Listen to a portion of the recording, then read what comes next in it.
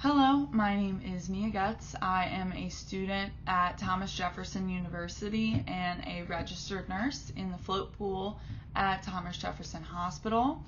Welcome to my Ignite talk, where I will discuss a bill that was brought into the legislature by the Honorable Troy Carter that would hopefully empower healthcare workers in terms of workplace violence.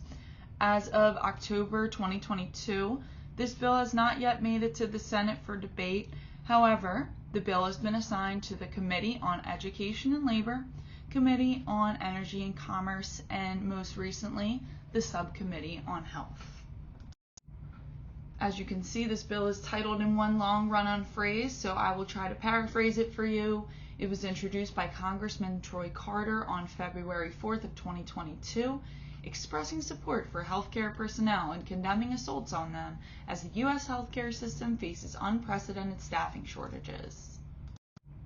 The bill was introduced due to an incident that happened at Ochsner Medical Center in Louisiana. The son of a patient in critical condition due to COVID-19 knocked a male nurse unconscious.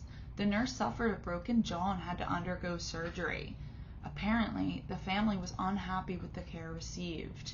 The assailant's mother and father both died of COVID-19 at this medical center. I found information about this incident from a 4WWL New Orleans Eyewitness News article. If this bill gets enacted, the House of Representatives will provide more mental health services to healthcare personnel. They'll also start to call on the U.S. Department of Justice to investigate these cases and punish assailants to the full extent of the law. Healthcare workers are starting to leave the profession. Nursing culture considers assault to be commonplace and just a part of the job. Attacking a healthcare worker interferes with their ability to do their job. This should be considered a felony, not a misdemeanor. There are many different bills out there that serve to advocate for better conditions for healthcare providers. This bill stuck out to me, though, because it is advocating to increase the penalty for assaulting a healthcare worker on the job. Being under emotional stress due to abuse causes healthcare workers to be impaired. There are quite a few people in the U.S. government, Republican and Democrat, who have our back. Troy Carter, a congressman of the 2nd District of Louisiana, is the sponsor of the bill. The co-sponsors of the bill listed here are government officials with similar values who get on board and formally sign on to support the bill. A number of healthcare associations are supporting this bill, such as the ANA and the AAMC. Strict measures of security will help make employees, their families, and most importantly patients feel safe. An example of this would be placing metal detectors at hospital entrances and having hospital security do a quick bag check on visitors. It was difficult to think of people who would oppose this bill. Obviously, perpetrators of crime who intend to hurt healthcare workers would not benefit from stricter law enforcement.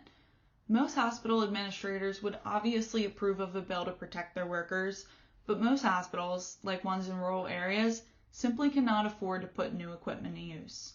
Metal detectors are an example of this. Reasons being, they're too costly and could potentially make patients and their families feel as though they're in an unsafe environment. The only data I could find about special interest groups that could make an effective coalition to pass this bill. Examples of special interest groups that could work together to get this bill passed include the AAMC and the ANA. So far, they have written a letter to Congressman Troy Carter on March 17, 2022. They listed many different organizations that are also in support of the bill. Our organizations endorse your resolution and are eager to work with you and your colleagues to ensure it passes the House of Representatives as quickly as possible. They gave personal contact information from organization representatives asking what they can do to support the cause.